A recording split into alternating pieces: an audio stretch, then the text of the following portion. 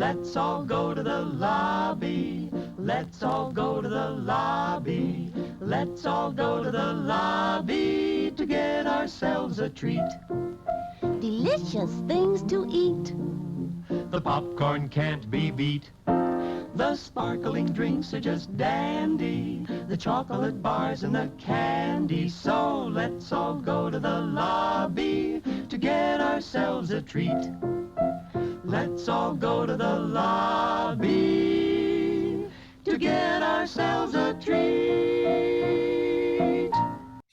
Hello, everybody. We are back. The Mothership powered by the way we nerd. And you know what? I'm so excited about the show right now. And I'm just going to have everybody introduce themselves. Or I'm going to say their names and they're going to say hi. All right. We're going to, because we forgot to do the order again before the show started. Here we go. With me as always, Kyle Bound. That's me. Russell Fung. Hello. Joshua Potter. Hey there. And a very special guest star, everybody. Cue the 90s music, the 90s cheese music, the Full House music. Joshua Moorhead, one of the original nerds, the man who came up with the title, The Way We Nerd, and what a title it is. How are you doing, Josh? I'm in my pajamas. Well, you're supposed to be in your pajamas. We're in lockdown again, Yeah. or at least tomorrow night we are. Good. Mini lockdown in California. So Curfew. Trying to turn the curve, or what did Trump call it? Bend the curve. Flatten the curve. Round the turn. Yeah. That's the yes. Pay Flatten off the the curve is the porn right star. thing. Yeah. Yeah, Flatten the curve is the right thing. He said the wrong thing. But anyway, Yeah. let's not talk about him. We're here to talk about, this is basically a soft reboot of the Mothership, the main show of The Way We Nerd, and the real reboot is coming real soon. We got a lot of fun things, special things planned for you guys. But today we're just going to do a little mini one just to welcome Josh back. I'm not saying he's going to be on every episode, but he's going to pop in here and there. He's going to be one of those, like when John Travolta left Welcome Back, Kotter, and just came back, every once in a while. I can't think of another show that they did that in. Did John Travolta cut his finger as well? I was gonna say I'm the chubbier Wild Hogs era John Travolta. With Hey, the hair plugs and Yeah, he's handsome bald. Like that dude, they show him bald now with a beard, and he looks good in that Die Hard show, which he just did a commercial, didn't he? I Rest just saw a in peace, commercial Whitney. with him dressed in all white. Did anybody else see this, or am I the only one who still sees don't know. commercials? I think don't you watch had a commercials. near-death experience. God help me. I never want to die if that's what happens. Hey, happy? I got my hand back. Sorry, I'm doing a little Carl Weathers, because we're talking about Carl Weathers on the other show. But Yes. anyway, so just we'll get right into it. The reason we want to do this mini pod is because they just dropped the news that Wonder Woman 1984 is going straight to HBO Max same day as theaters on December 25th, Christmas, which for me is a special time because my family always goes on Christmas Day at night. After we do all the Christmas stuff, we go and watch a movie. Probably won't do that this year, but maybe we'll watch Wonder Woman at home because my nieces love Wonder Woman, which is awesome. However, If you go, I'm going to interrupt you really quick. If you go Yeah. to the right part of California, Los Angeles is not one of those counties, but if you can find the right county, if you go to Bakersfield or something, you can rent one of those AMC screens. Oh, that's right. $100. renting. Yeah. I want to do that. Yeah. I think San Diego is doing it as well. Maybe. Well, what do I Yeah, know? I think so. I There's would a drive couple to San places. Diego. You just can't do it in Los Angeles. Wait. Can you rent an IMAX? Because that would be worth it. I don't know. Like driving to San Diego to rent an IMAX, I would do that. That'd be cool. Yeah. But anyway, I was just gonna say I'm kind of disappointed by this news, and I want to give it off to the room. But I'm disappointed in this news a little bit because I'm pretty sure this was gonna make $1 billion at the box office. I think Black Widow was gonna possibly beat $1 billion at the box office.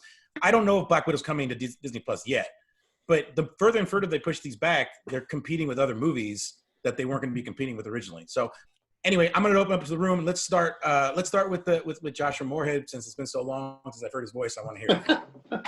What do you think? I sound like this now. I'm sorry. What do you think I about this? stopped potting. Everything that DC is doing right now, everything is including the Snyder Cut.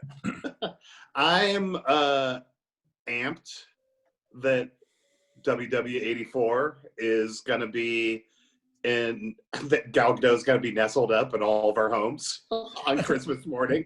That is nice. That is nice. I just I'll leave it there for now because I know the debate's coming, but I think it's an overall massive positive. Okay, well, I know HBO Max is struggling, or not struggling, but it's behind Netflix and Hulu and all those and Disney Plus by quite a bit. But Yeah. what about you, Russell? I can't think of how you feel about DC movies. I know you love the Marvel ones, but what do you think of all this? I think I can cherry pick the ones I love and the ones I don't love. Gotcha. I'm always rooting for DC. I'm that kind of guy who will see the positive in every DC movie, but then deep down inside, like there's something that will bother me. That's fair. That's fair. That's fair. For example, I came into Man of Steel super stoked and excited. I came out of it in denial. Was like, I liked it, but no, I hated it. Oh my God, you hated it! Wow. All right. Well, that's not a good way to start. But I loved the last DC movie that came out. It was the Harley Quinn movie. That one was. Birds of Prey was really good. Birds of Prey. Shazam is also really good too. I love Shazam. Yeah. And I liked Aquaman. So a lot of people didn't, but I did. I liked Aquaman particularly. So A lot of people liked it too, though. So it made $1 billion. So that means repeat business. Usually that much money. But the last 3 DCs were good. yeah, James Wan is the fucking man. Anyway, what about you, Potter? What do you think about this whole news about the Wonder Woman coming to HBO? You excited? Yeah, I mean, I think it's great. I would be by then, because I think we'll have a better picture on how things are going in the world. I might be one of those crazy people that would go see it in a theater, because I know they are really trying to clean. I know they're struggling, and this creates a larger conversation at some point. Maybe not for this pod, but about what happens if theaters get too far behind. I know some of the bigger chains are probably still fine, but I don't want this to be a cue to streaming platforms and to studios to say, we're just going to release everything on streaming, and the movie theater business is just going to go the way of the dodo. That's like worst case scenario, of course. Yeah. But I just want to be able to support a theater as soon as I can, I guess is all I'm trying to say. So that's, movie theaters, like the movie business is still a business. Because we all love movies, Yeah. It's nice to go see it in a bigger format. And I don't have the size of room needed for like a 60 or 70 inch TV. Nor do I really want that in my home. I don't want the TV to be the feature of my home or apartment. So anyway, that is a long way of saying I'm excited about Wonder Woman regardless of how I watch it. Yeah. I think they waited way too long. Like, just go ahead and get it out, because people are excited about it. It is just like Captain America or even Superman as a character. It's a hopeful character. Wonder Woman inspires hope, both in general and also for women everywhere, for little girls everywhere. I think it's fantastic that they're finally going to release it so the world can enjoy it. And I hope they do that with Black Widow too. Guess we'll see. They will. I want to see Wonder Woman on a big screen too, and I'd actually be willing to go see it. I know it's not as good, but I'd be willing to go see it at a drive-in as well. One of these nicer screens, because there's some drive-ins that they've kept up, and there's some in Northern California. They're really, really nice. Up near where Kyle grew up, actually. I don't know if you ever went to them. Like Solano County has one.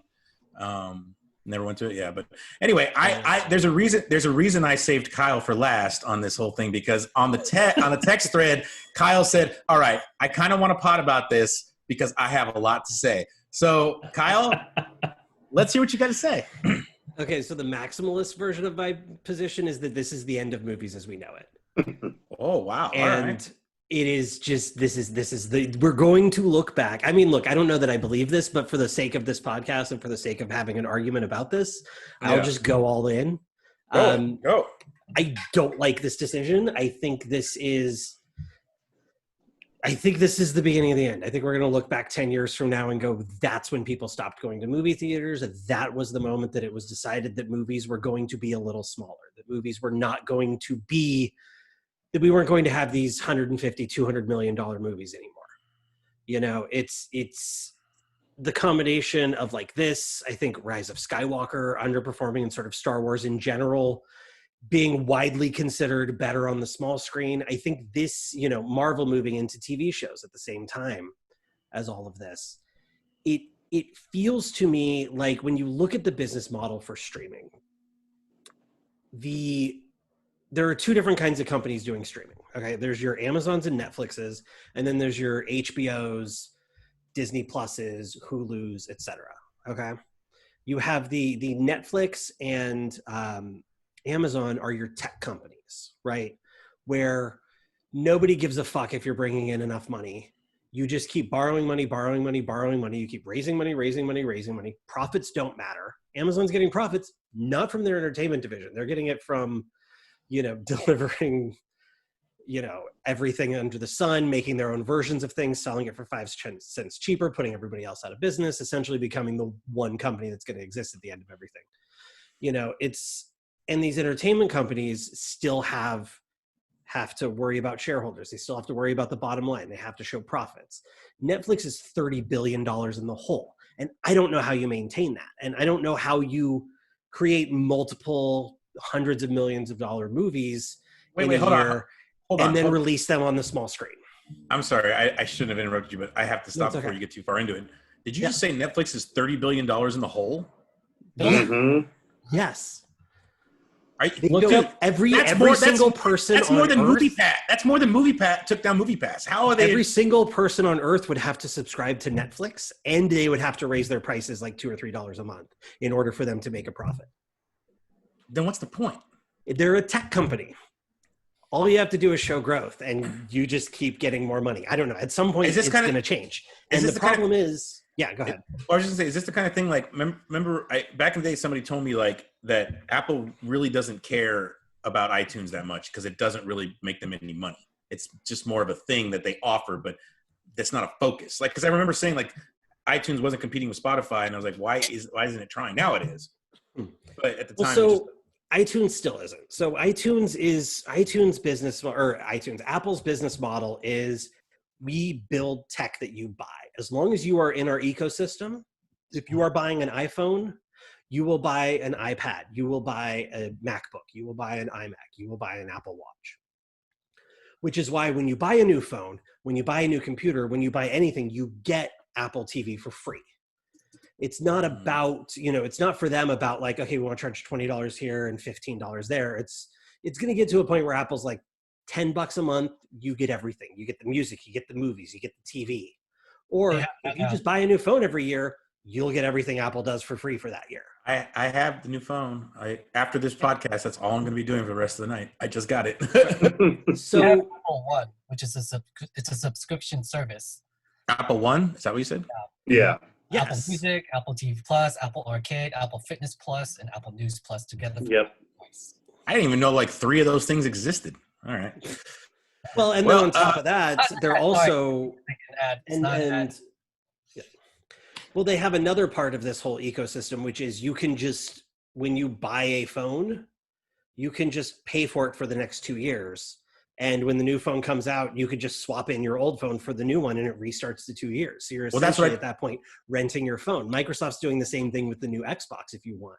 You can pay $34.99 a month. You get your new Xbox and you get, Game Pass doing that. Ultimate or whatever. I'm doing that because I'm doing that right now with the phone. I return my 8 and I get $800 back on the $1,000 phone. So it's a good deal right now I got not the Max, but the one right below it, which is the original, which is awesome. It's a great phone. But anyway, back to DC. So back to the point though. I don't know how these companies, Netflix included, are going to be able to make, they're not going to get, I'm trying to think of even the right way to put it. Like if you look at the movies that like Disney has, 2 or 3 Marvel movies every year. They were doing a Star Wars movie every year for a little while. You have 2 Pixar movies coming out this year. They paid $75 million for Hamilton. I don't know how the budgets can stay that size when you're paying $6.99 a month for Disney Plus. Everything's going to have to move down from that. Like there is no way that HBO Max is going to make anywhere near the amount of money off of Wonder Woman that they would if it was in theaters.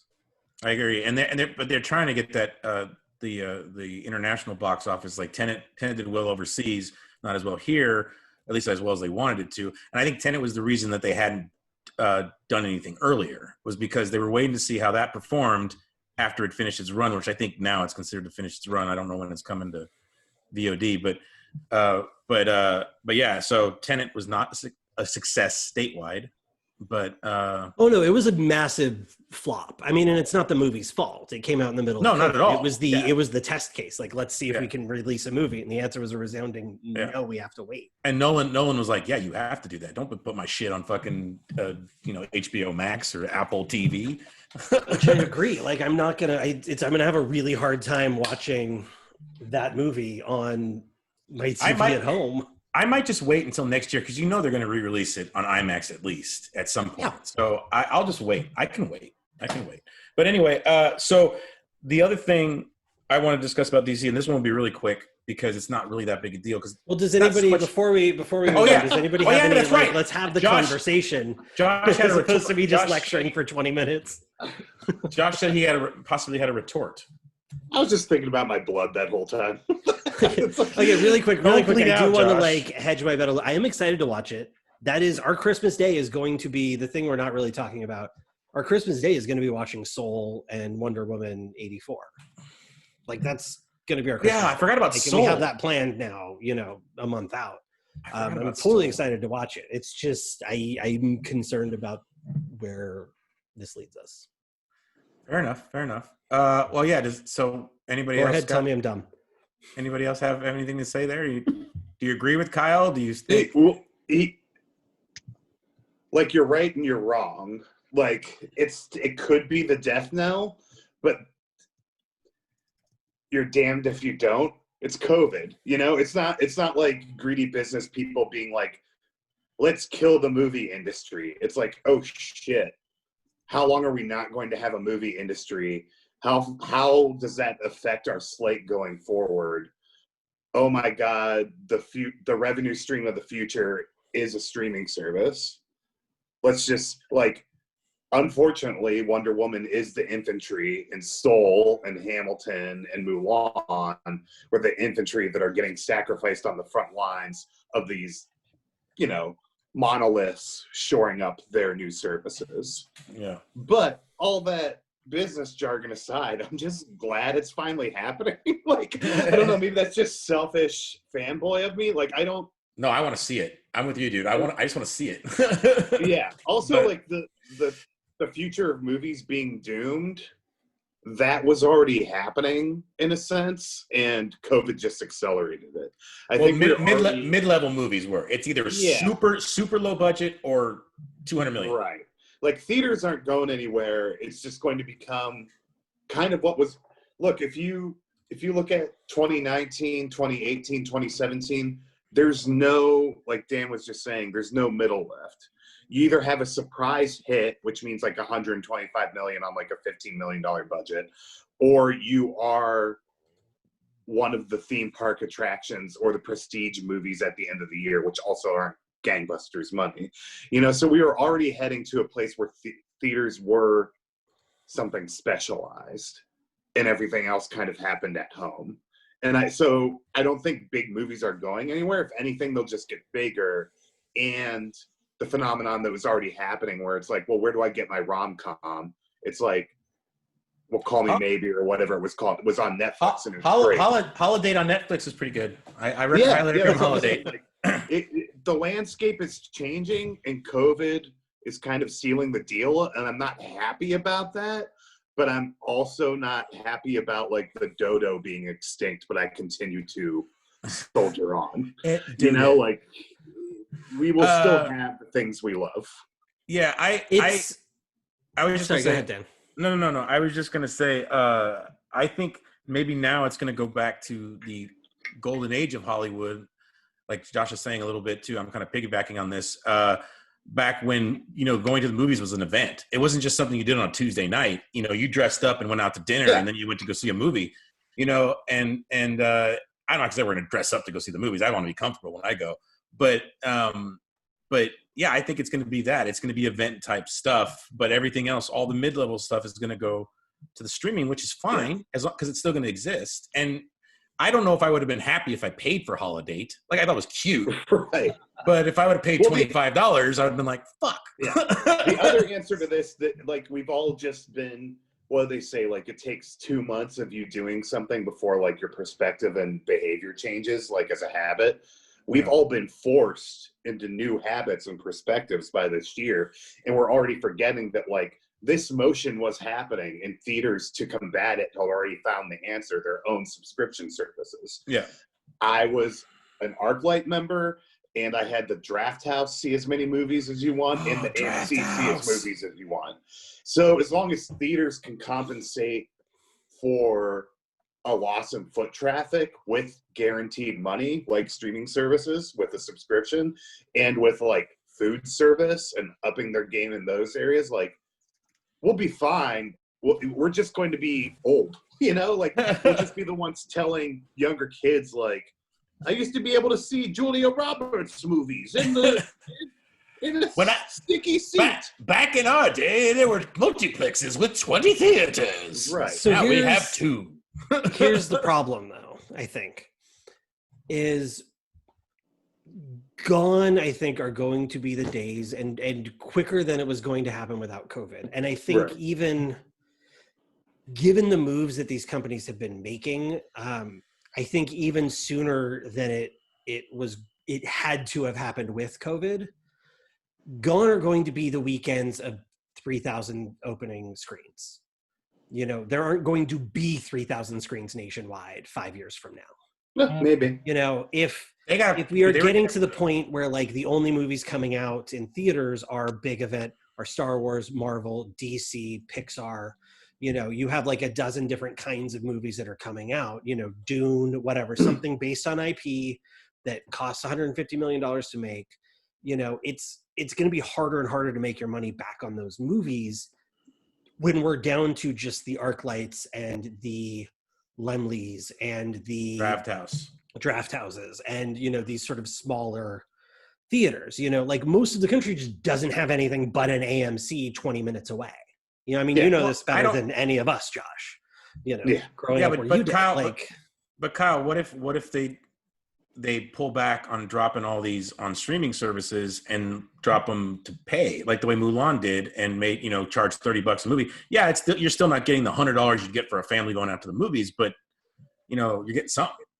But it's so I think the problem or the danger with what's been happening is, you know, I mean, this has been sort of my personal hobby horse when it comes to American society for the last 50 years, you know, since Reagan basically, is, you know, we got to a point sometime between the 50s and the 80s where these big companies were no longer being run by the families that created them, right? You know, you had like, you know, Henry Ford III was running Ford during Ford v. Ferrari, right? And he's just like, I don't care how much it costs, we need to beat Ferrari.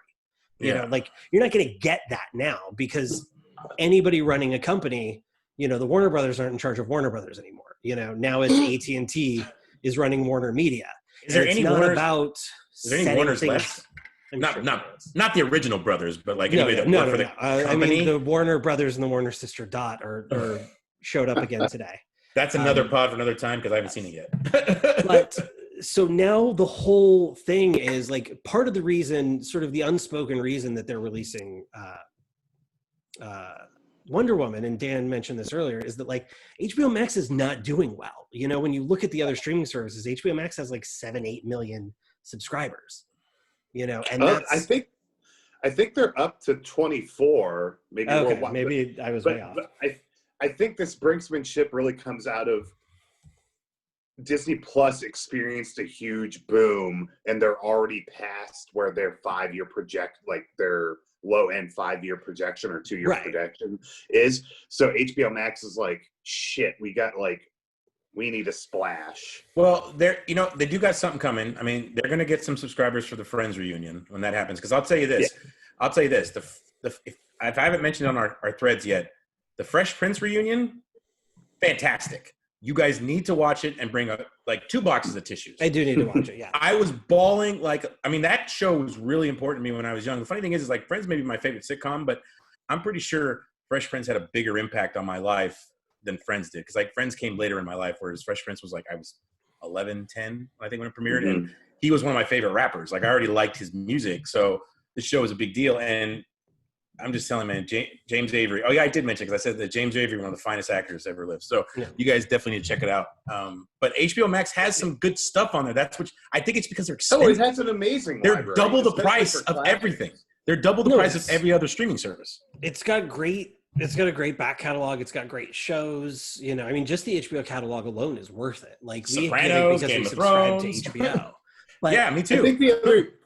But the difference, sorry, just to finish my point really quick. Yeah. The difficulty is everybody's worried about the next quarter. We need to show growth right now. We need to make money right now. We need to get the stock up just 1 penny so that when I, leave here in 6 months for a different job, I look like a hero, or I leave with my golden parachute or whatever. Like nobody gives a fuck anymore about what's this company going to look like in 5 years, And so it feels to me like they're shooting themselves in the foot. Like, I don't know what DC movies in 2025 are going to look like if they're coming straight to HBO Max. Like you're not going to be able to do, every story in a movie is going to have to be smaller, because if it's only playing on 500 screens and then everybody's getting it for free on streaming or for $20 on streaming or $30 on streaming, it's just the amount of money that they're making from these movies is just not going to be the same. They're not going to be able to do the same thing. Here's this. Isn't marketing going to be different though? They don't have to market quite the same. Maybe the marketing machine doesn't have to be or costs don't have to be as much. Yeah, I think. And you don't get box office well, that's actually going to hurt. You're not going to get box office points to actors anymore. They're going to be more expensive. Yeah, they're going to want actual money. Yeah, but they'll be. I don't know. I'm not taking like the fat cat side. Believe it or not, that's my position. But like. Explicitly with Disney, they are thinking 5 years ahead. That's why all these companies see streaming as the future. So that's why this is happening now. And it's like, so sorry, and like if it was always the first choice to put Wonder Woman or Soul or whatever on the streamers, it would have happened forever ago. They kind of waited as long as they could, because we're getting to a tricky place where we just keep thinking 3 months into the future and everything keeps getting pushed. But if you are an entertainment company, imagine if this was happening to the auto industry. They're thinking, well, we can't sit on the Model 21s, 22s, and 23s until it's safe to put cars on the road again. What we got to do with all these fucking cars? So they kind of have to move these movies off the assembly line, and it's advantageous to them to put them on the streamers right now to get that financial foundation. Because what you're talking about, the offset in theater grosses will more than be made up for with the sure bet of your subscribers. Yeah. That's why they're all moving that way, because instead of being like, well, is Dune gonna hit or is it gonna bomb? You just get to go, every month, this is how Netflix is hanging on, and they can keep on taking on debt because they know every month they have $3 billion coming in regardless. So I'm not saying it makes me happy, but I am happy in, you started out maximalist. I'll just take the minimalist position that like, I think it's starting to get a little long in the tooth as to like just where these movies will slot. And it is good. Wonder Woman deserves to be eventized. That does make me sad. Yeah. But it was running out of that. Number 3 will though. Yeah, exactly. They're going to get a third movie. A third movie. And the other thing we talked about or mentioned in our threads, like I thought Disney should have done this with Black Widow a long time ago, because Black Widow was already in an underdog position and this would have just been the easy win. But that's another discussion. But I think that's our next discussion. Okay. Yeah. I don't know. Which again, I have thoughts on that one too. But we need the powerful woman coming out of the 80s. But it's like so. One concern I have long term is I still don't know how this model is profitable long term. There's nobody's done it. You can't. Disney's like shifting everything to streaming. Like Disney's like, fuck it, we're giving up on everything else. Streaming is everything. Well, because they don't have anything to do except. I mean, they need the theme parks back, big time. Like they really need the theme parks back. But I mean, like it's. I don't know. I guess my concern is. I mean, look, I'm sure it's a good financial decision for at least the moment. My concern is just that, years from now, movies are going to be, even the biggest movies are going to be lesser because of decisions being made now that don't need to be made now. Like, they can wait 6 months. They could wait a year to release. Like, Fast and Furious pushed a year. Fast and Furious isn't coming out for a while. Top Gun Maverick is not coming out for a while. The new Bond movie is not coming out for a while. Like, all of these things are like, you know what, let's wait. And these streaming services are now driving the companies. And what I don't know yet is if that's a good thing. Like, if you look at Netflix early on,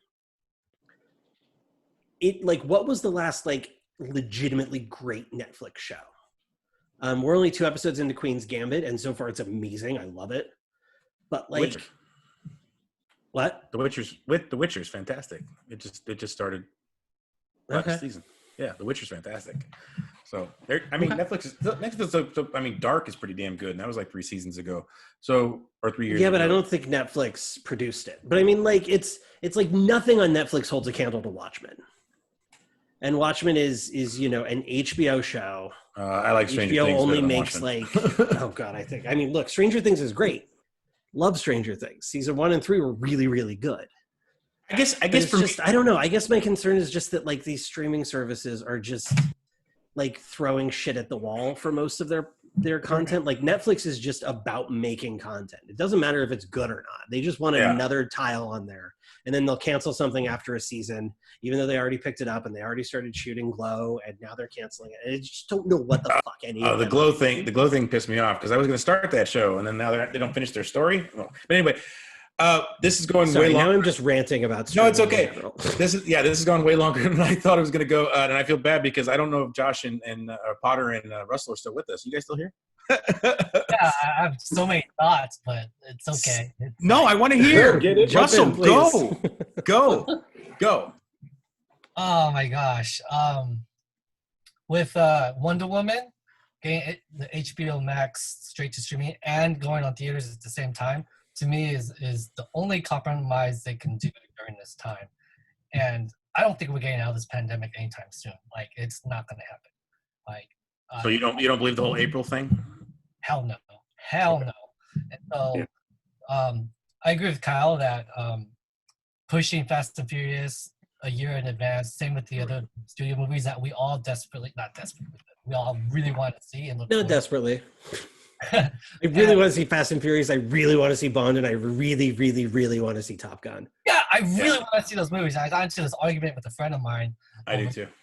He's just. I have a friend who refuses to pay for any movies and refuses to pay for any streaming service, and says all the new movies are sucking. I'm like, you're such a downer, bro. Like, does he just like avant-garde films? Ones that nobody sees that are directed by the French New Wave was the height of cinema.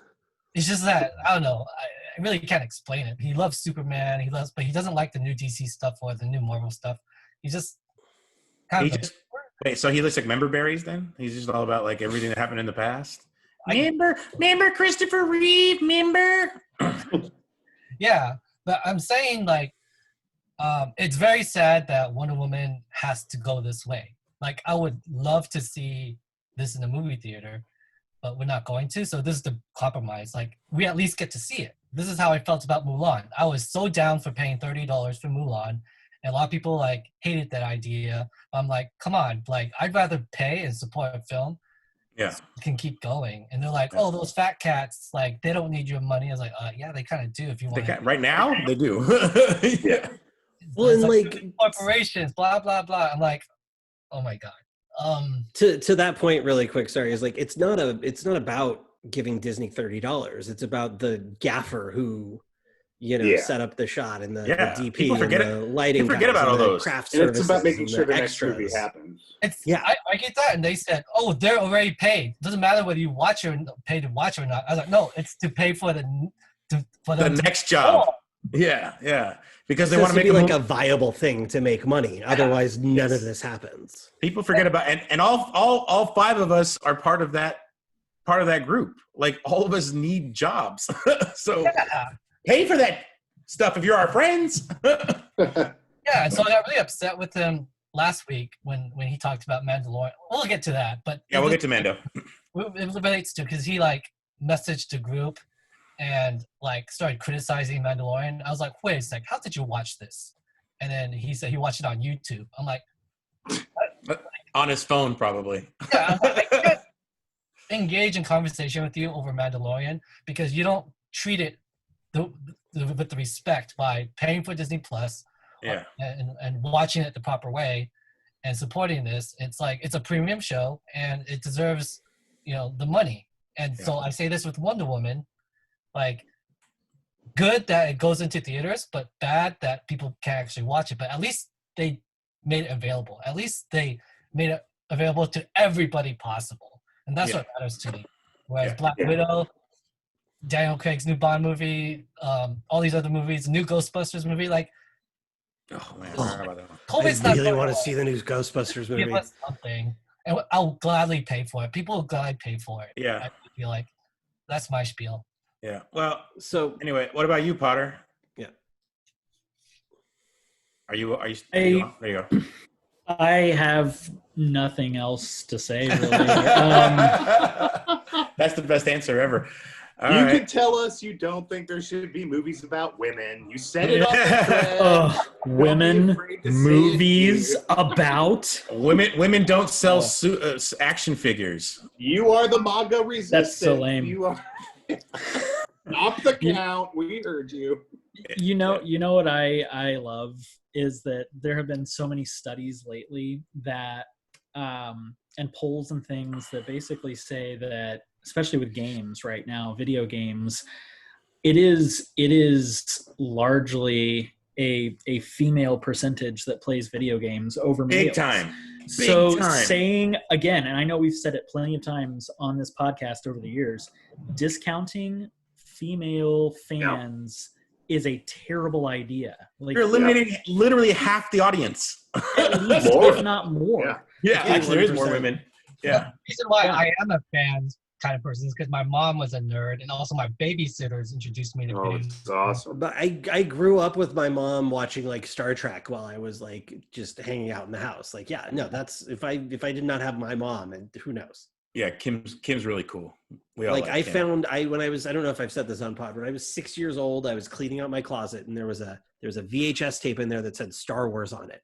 And I took it to my mom and I said, "What is this?" And she's like, "You should watch it. I think you'd like it." Oh man. I still have that VHS that my dad taped off Showtime that has the sticker that says Star Wars. And that's what it was. Yeah, it was taped off Showtime. It was handwritten Star Wars. And it has the big VHS record off a TV, and my mom said I should watch it. And I watched. Fix the tracking. That was boring. I didn't like Star Wars. My mom tried to introduce it to me. Oh my gosh. I didn't. All right, never mind, Russell. You can't be on the pod anymore. I'm now a lover of Star Wars. I know. I mean, all the toys you have, dude, you put me to shame.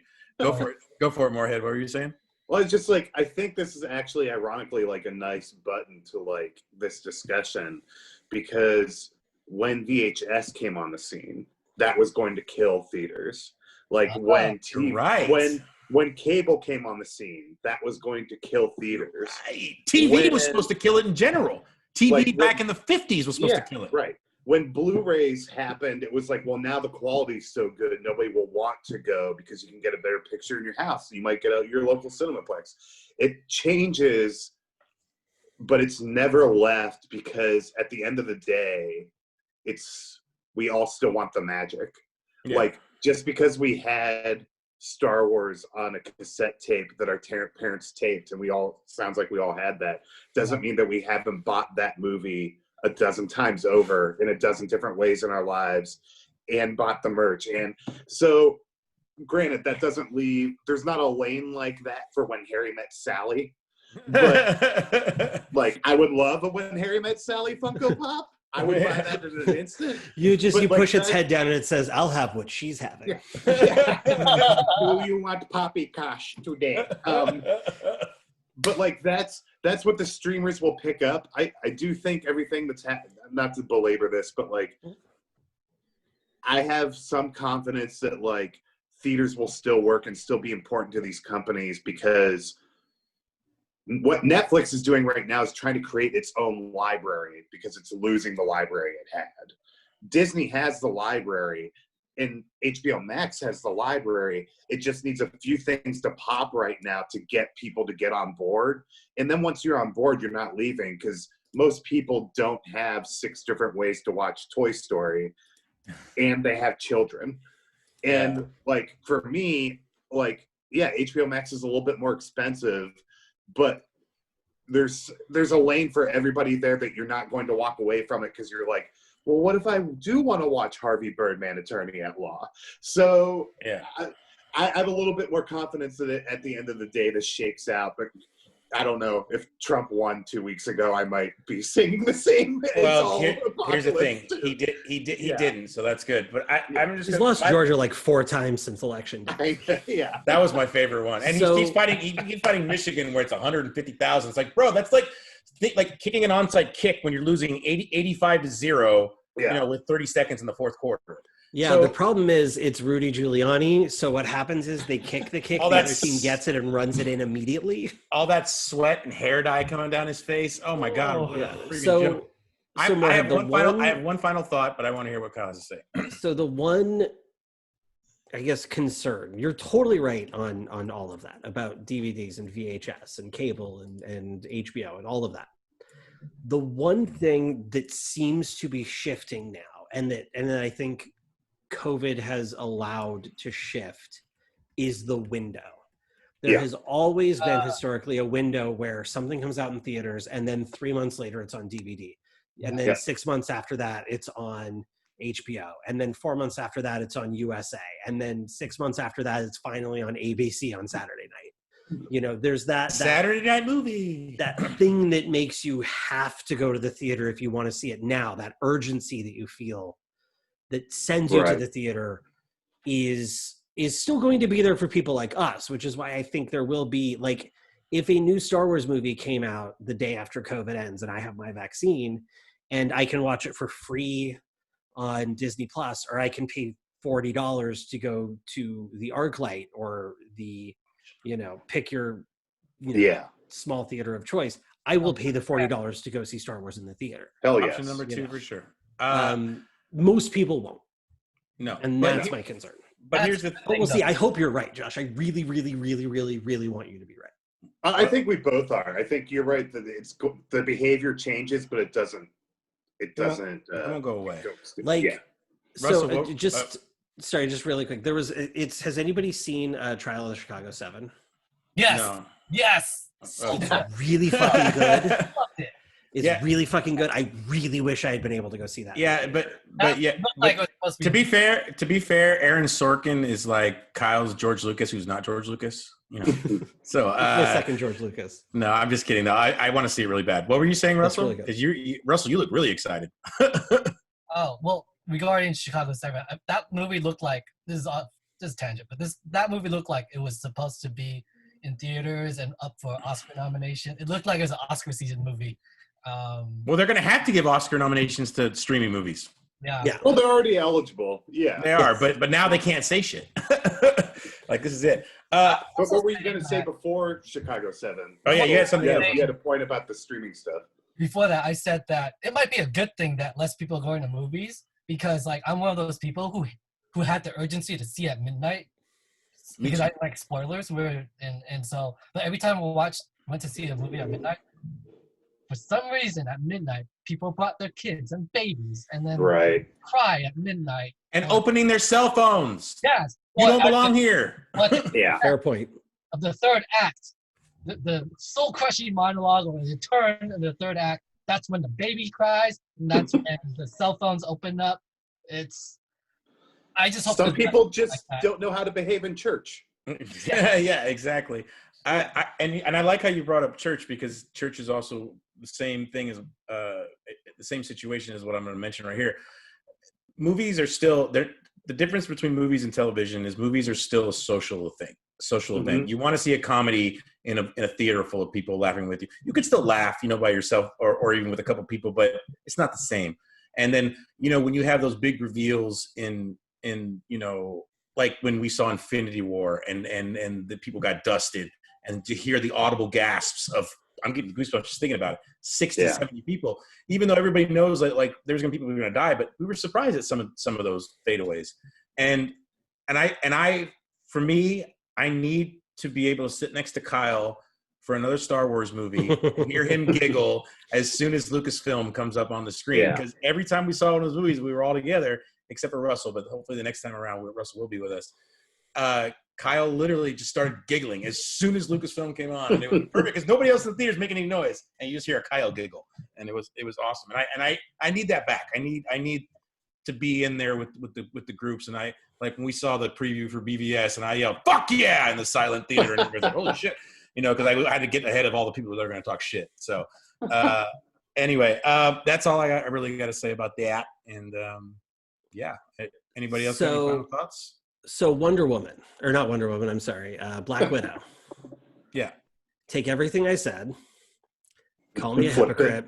You should totally just put it out on Disney Plus tomorrow. Absolutely. I feel the opposite of that as I do Wonder Woman. I feel like just put it out. They're already doing TV shows. Just put it out. Let us watch it. It's not the next piece of the story. It's a flashback movie. It's just do it. It's pretty much and their pipeline is crammed. They do have to start moving some of this stuff off the oven. Yeah, they have so many things going on. Anyway, all right. Well, then I guess that's going to do it for what was going to be a short Mothership. But we also got another pod that's going to be going up very soon. It's going to be all about the Mandalorian. Mando. Yeah. Anyway, so I'm going to, I'm not going to try to get you guys to do this in order because it's too hard. So I'm just going to say goodbye to everybody. Everybody can say goodbye to Josh Potter. Bye, Josh Potter. Bye, Josh Potter. Everybody say goodbye to Josh Moorhead. Oh, bye, Josh Moorhead. Everybody say goodbye to Russell Fung. Bye. Bye, Russell. And who cares about Kyle? No, I'm just kidding. Bye, Kyle. Everybody say goodbye to Kyle. Kyle Bound. All right. We'll have a better order next time we come up on this show. I am Dana Villalobos. This has been the Mothership, powered by The Way We Nerd. We will see you very soon, hopefully at the theater.